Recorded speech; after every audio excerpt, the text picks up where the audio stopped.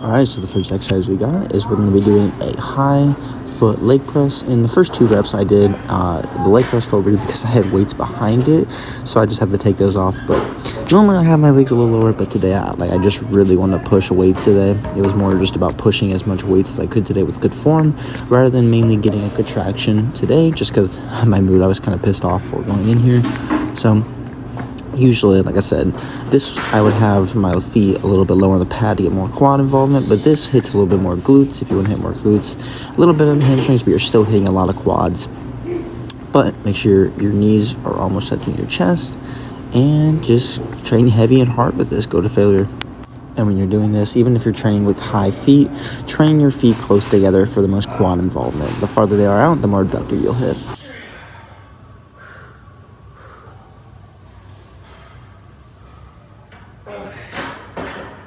And now we're going to be training just purely quads and isolating them. So we're just going to be exploding up with one leg to just do unilateral movements. Train heavy with these again. And I did 5 reps, 5 reps, 5 reps.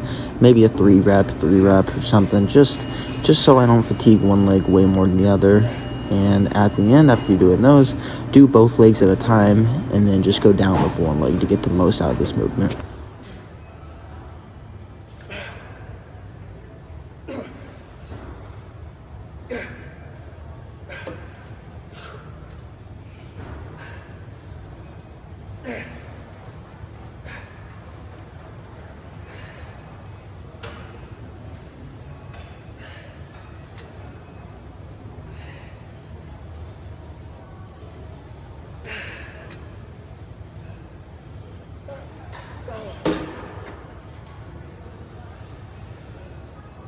Now we're going to be hitting the hamstrings, and what we want to do for this exercise is lean forward to get the best stretch available, control the weight all the way up and all the way down by going slow on the way up to get the best stretch possible, and leaning forward allows you to get a better stretch, and then make sure you're squeezing on the way back for just a second. Make sure you're training heavy with these, and like I said, just lean forward to get the best stretch available.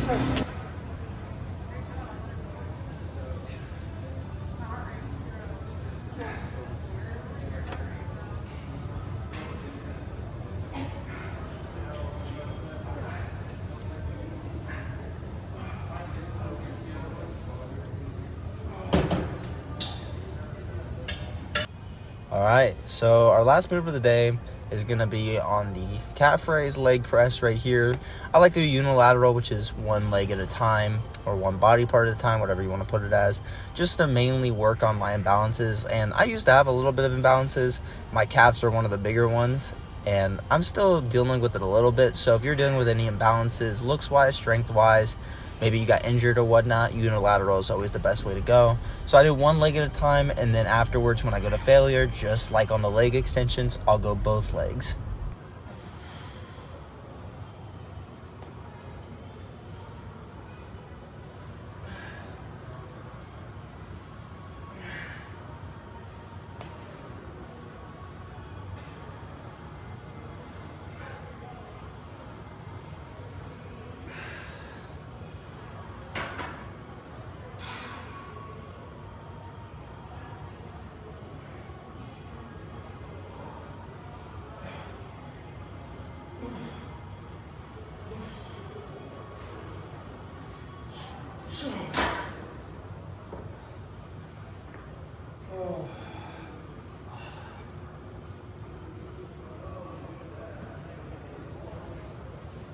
Alright, so currently we're doing cardio.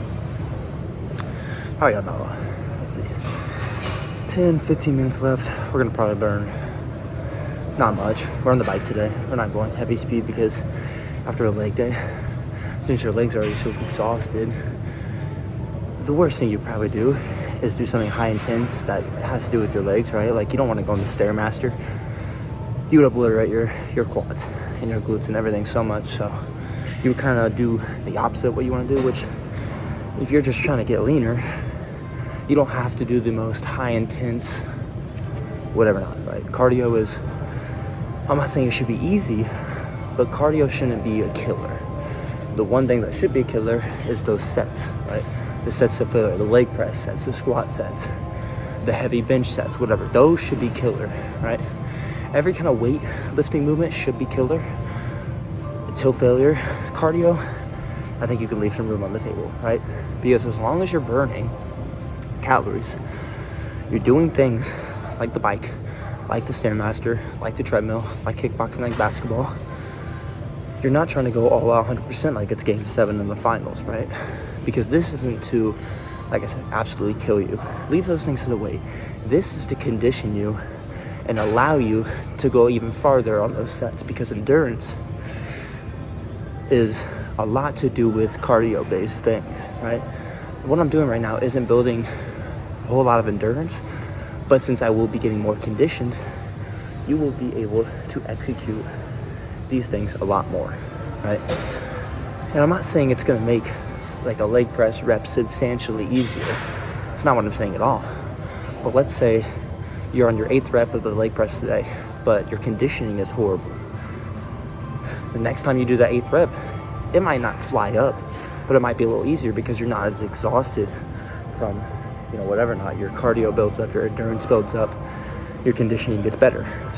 So that's another reason why cardio is so important.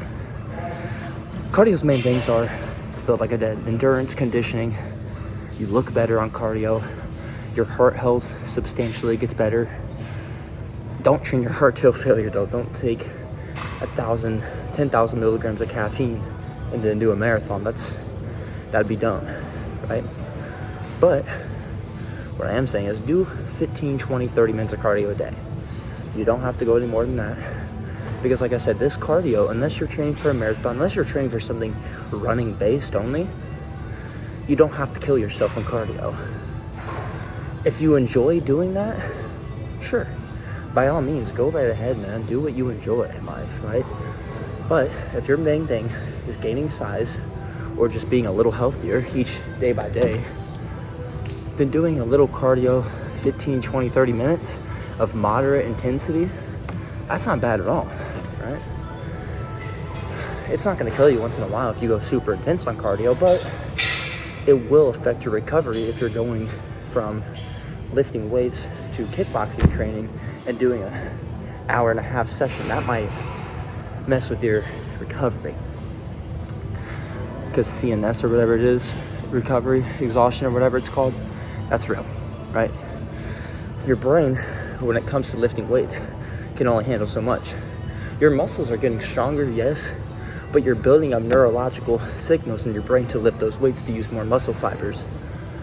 So the reason why a 20-pound curl on a dumbbell feels less heavy than a 50-pound curl is not only because of gravity and how much it weighs, but also you're using less muscle fibers to get that weight up, right?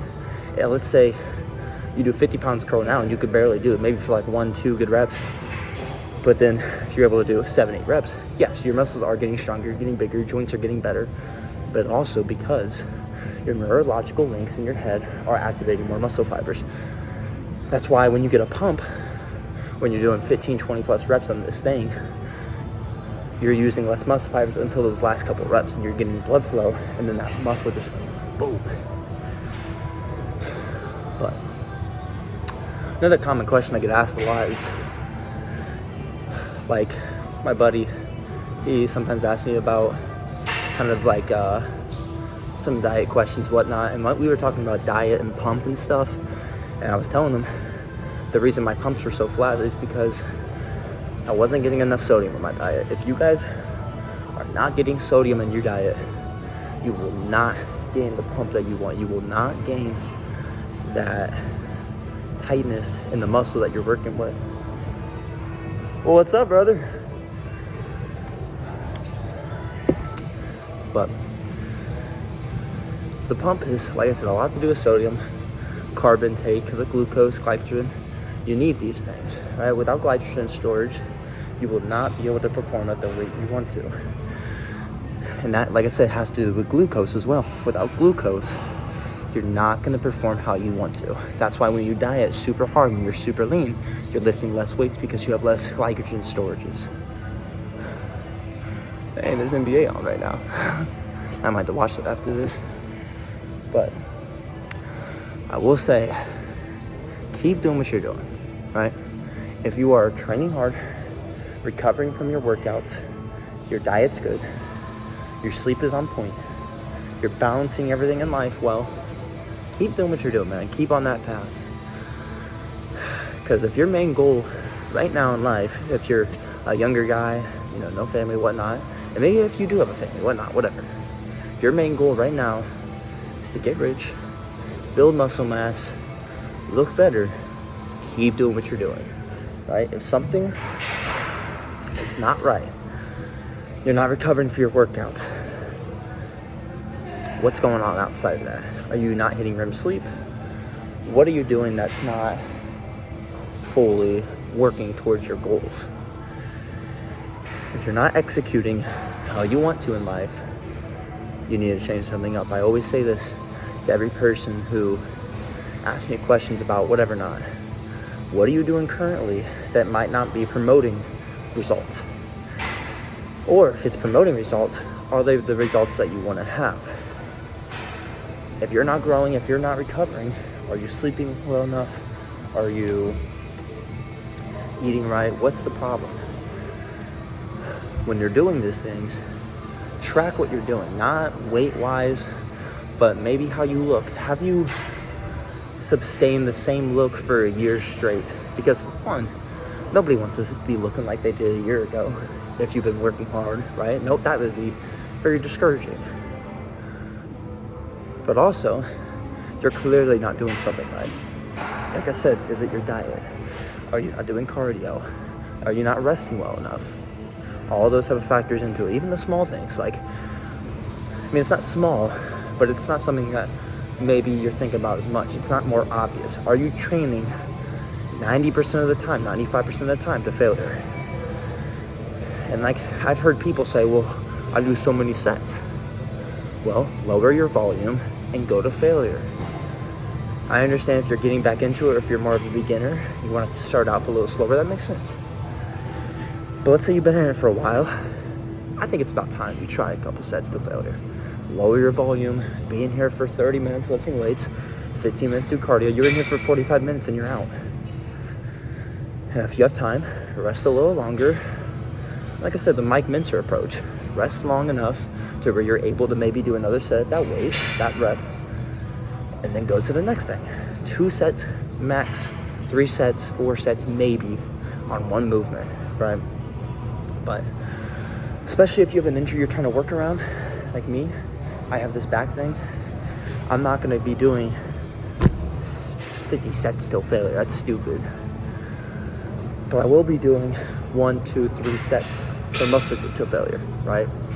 So I might train only 2 sets on a muscle group a day, like chest, or not chest, back tomorrow.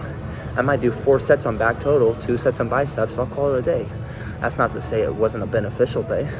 That's just to say it was a lower volume day, and I'm training how I should approach.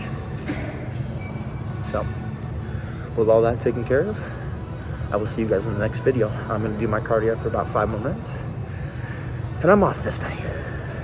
Bye-bye.